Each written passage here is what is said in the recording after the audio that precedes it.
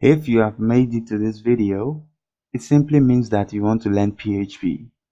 And let me tell you something, you are in the right place. In this video, we are getting started with PHP. What is PHP? The word PHP is an acronym that stands for Personal Homepage Hypertext Preprocessor. As you can see, PHP is a recursive acronym. That is an acronym that contains an acronym. PHP is also a scripting language, a server-side scripting language. Therefore, we use PHP to create web pages. And the most interesting thing is, you don't pay to use PHP. It is free, and we use it all over the globe. You have nothing to fear.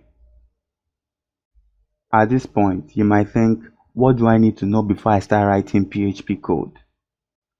Well, you need to have at least a basic knowledge of the following, namely HTML, CSS, and JavaScript.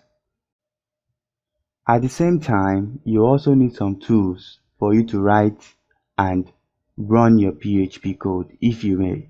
For the sake of this video series, all you need are just 3 tools, since we'll be writing and running the code on your local machine.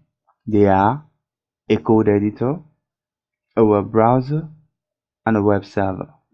In this video series, we'll be using Notepad++ as our code editor, Google Chrome will be our web browser, and XAMPP our web server. But how do we get each and every one of these tools working fine on our PC? Let's find out in the next video. I want to say thank you very much for watching, and I promise you will enjoy this experience with PHP. See you in the next video.